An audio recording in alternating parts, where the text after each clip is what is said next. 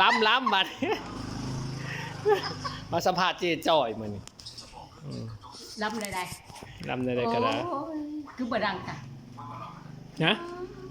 คือบ่ดังจ้ะเอามันสิดังได้ตัวล้ำใส่ไม้มันก็ดังเข้าเครื่องพี่เละดังเขาเครื่องนี่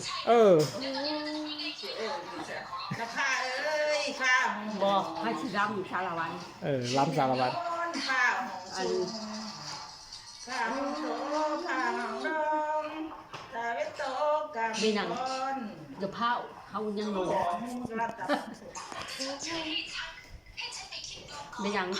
เด็กยิดจะไม่ยังก่อนสารวัตรไม่สารวัตรเลยลุกขึ้นเฉพาะลุกขึ้นสารวัตรลุกขึ้นบ่ต้องนั่งลงบ่ต้องสารวัตรบ่ต้องเตี้ยลงลุกขึ้นสารวัตรเตี้ยลงลุกขึ้นสารวัตรลุกขึ้นแล้วขอเชิญนะ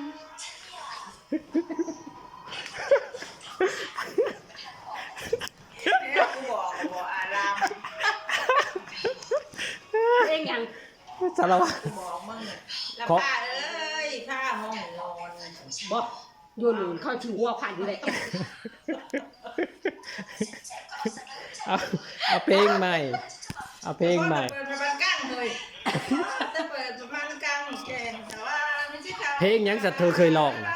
เธอไปเก็บผักกระแยงน่ะเพลงใดตัวมักร้องตัวก็ร้องเพลงอันนั้นเก็บผักกระแยงนะไปเก็บผักกระแยงน่ะร้องเพลงลิ้นร้องเพลงยังซะร้องเพลงลิ้นนะบ่ว่าสาวปากข้างร้องนูสาวปากข้างเนี่ยพังดิให้ FC เป็นควันตานะสาวปากข้างโอ้นางขึ้นฮอด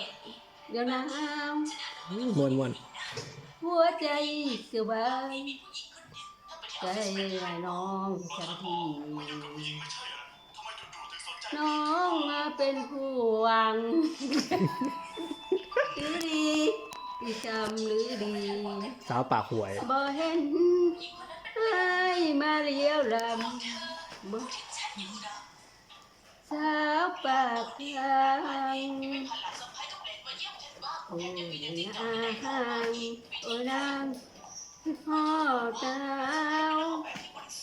จับมือสักทีใจลอยน้องจะโทรพาน้องมาเป็นห่วงหรือดีจะทำดีมาเห็นให้มาเลี้ยวลำเดินหรือจำเจ้าปากข้าง